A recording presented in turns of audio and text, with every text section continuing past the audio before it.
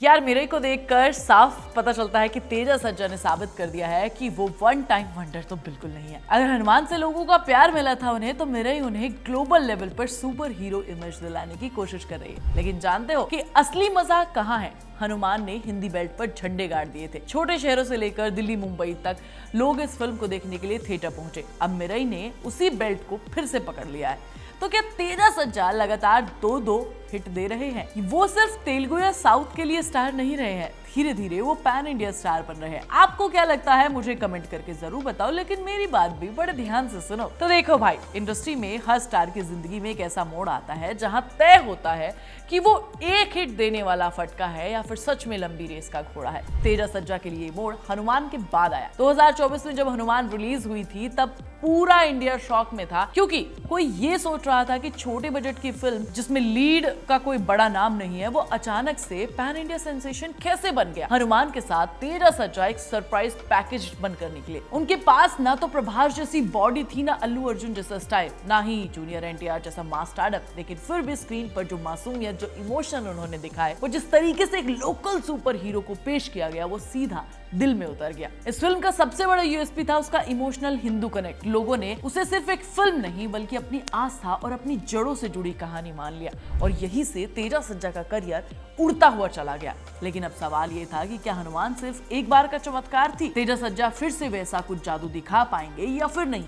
उनका नाम उन्हीं एक्टर्स की लिस्ट में तो नहीं चला जाएगा जो एक बार हिट देकर गायब हो जाते हैं? और इसी का सवाल जवाब लेकर आई है मिरई। अब हनुमान जहां एक तरफ इमोशनल कनेक्ट वाली सुपर हीरो कहानी थी, वहीं मिरई पूरी तरीके से अलग जोन वाली फिल्म है। ये इमोशनल ड्रामा से ज्यादा फोकस है एक्शन स्टाइल, इंटरनेशनल ट्रीटमेंट पर। मतलब अब बात यहीं से शुरू होती है कि हनुमान वर्सेस मिरई कौन सी ज्यादा तकड़ी है। हनुमान का क्रेज ऑर्गेनिक था। लोग मंदिरों में पोस्टर से लेकर पूजा कर रहे थे, बूढ़ों से लेकर बड़े तक सब देख रहे थे अपने सुपर हीरो को। लेकिन मिरई का क्रेज थोड़ा अलग है, जिसमें देसी इमोशन नहीं बल्कि वर्ल्ड वाइड एक्शन है। मतलब अगर आप मार्वल, डीसी जैसी मूवीज देखकर बड़े हुए हैं तो आपको मिरई में वैसा ही टच मिलेगा, लेकिन पूरे तरीके से इंडिया के फ्लेवर में। सोचो, हिंदी बेल्ट में जहां बॉलीवुड के खुद के स्टार्स की फिल्मों को चलने के लिए धक्के खाने पड़ते हैं, वहां तेजा सज्जा जैसे तेलुगु हीरो का नाम लोगों की जुबान पर होना, ये अपने आप में एक बहुत बड़ी जीत है। और अब जब एक हीरो अपने लोकल मार्केट के साथ साथ हिंदी बेल्ट और इंटरनेशनल मार्केट में भी काम कर रहा है, तो उसे पैन इंडिया स्टार ही कहते हैं ना। इंटरनेशनल मार्केट का हाल तो देख लो। मिरई ने 2 दिन में 8 करोड़ से ओवरसीज से ज्यादा का कलेक्शन किया है। अब ये आंकड़ा किसी प्रभास या शाहरुख खान की फिल्म के मुकाबले भले ही ना लगे, लेकिन सोचो तेजा सज्जा जैसे नए हीरो के लिए ये कितना बड़ा संकेत है कि अब उनका फैन बेस इंडिया के बाहर भी बन रहा है। और ये कोई संयोग नहीं है, हनुमान ने उन्हें जबरदस्त इंटरनेशनल ऑडियंस से इंट्रोड्यूस करवाया था, और मिरई उसी रिलेशन को आगे बढ़ा रही है, मजबूत कर रही है।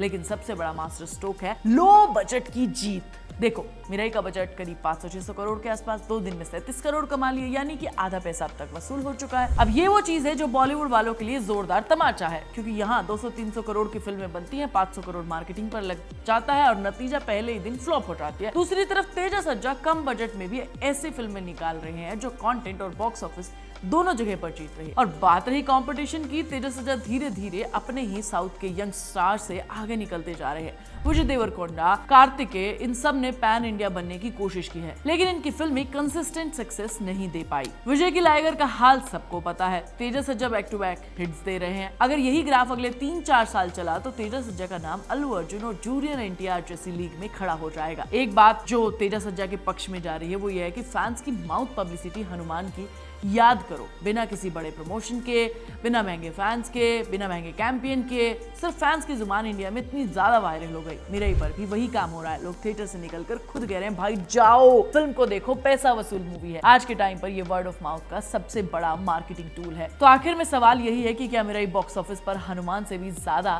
तगड़ा कलेक्शन करेगी? मेरे हिसाब से हनुमान और मिरई दोनों की ताकत अलग है। हनुमान लोगों के दिलों में जगह बना रही थी, वो कल्ट क्लासिक है, लेकिन मिरई का पोटेंशियल ये है कि तेजा सज्जा को एक ग्लोबल एक्शन हीरो बना दे। और अगर ऐसा हुआ तो तेजा सज्जा सिर्फ पैन इंडिया हीरो नहीं बल्कि पैन वर्ल्ड हीरो बनने की तरफ आगे बढ़ रहे हैं। एक तरफ बॉलीवुड स्टार जो अपने पुराने हिंदी फॉर्मूले में घिस पिट रहे हैं, दूसरी तरफ साउथ के लड़के एकदम नया नया कुछ लेकर आ रहे हैं। आज पूरा इंडिया पूछ रहा है कि क्या तेजा सज्जा अगला सबसे बड़ा सुपरस्टार है? तुम मुझे कमेंट करके बताओ, मैं तुम्हें नेक्स्ट वीडियो में मिलूंगी। तब तक तुम चैनल को सब्सक्राइब कर लेना, वीडियो को लाइक और शेयर करना, और प्लीज बेल आइकन दबाना मत भूल जाना।